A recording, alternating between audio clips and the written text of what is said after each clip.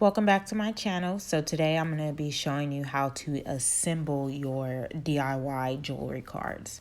So once you've taken your paper out of the printer, you want to grab some scissors and you want to cut all of the papers. You can cut them individually or you can cut them all together.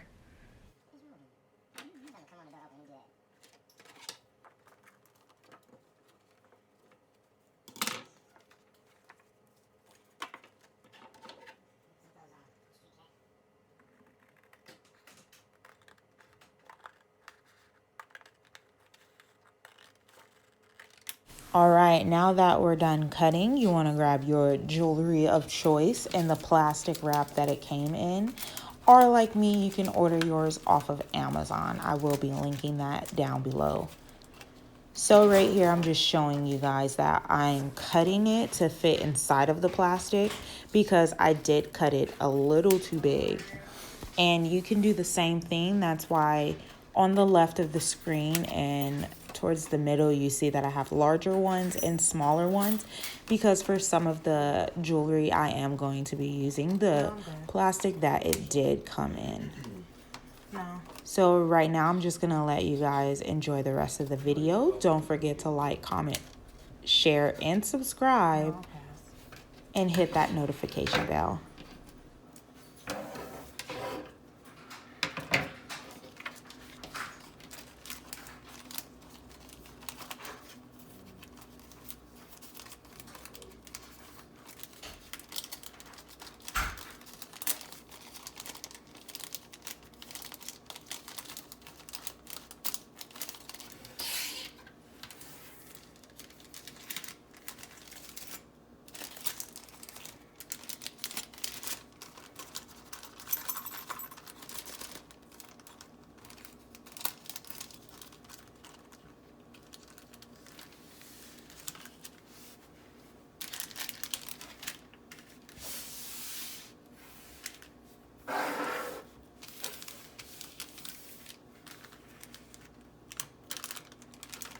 Right, so this is the finished product. I am going to be showing you guys an additional step. It is optional, but this does take your jewelry cards to the next level.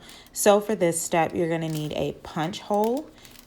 And you're going to punch 2 holes on opposite sides. That way your earrings don't move around. So right here, I'm showing you what these ones look like versus all the other ones like the tassels. Those ones are fine if you don't want to put punch holes in it. I think it actually looks better without punch holes, but I believe that's the one I'm going to show you where I put the punch holes in.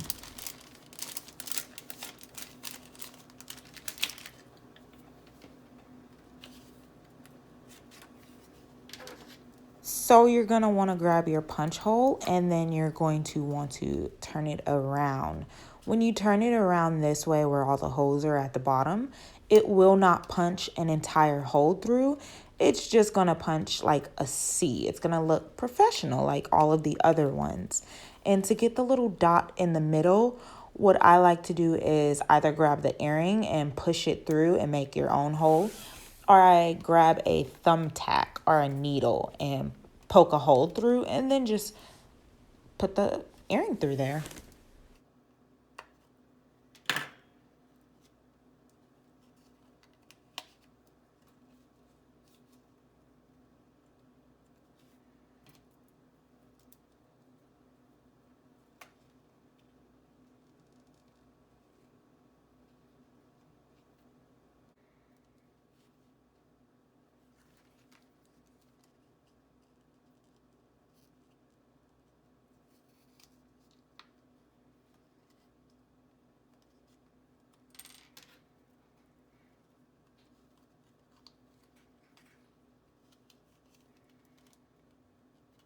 This step is optional. It's just showing you that if you're going to be displaying them on peg hooks or anything, you can just go ahead and flip the hole puncher over and it will punch an entire hole through.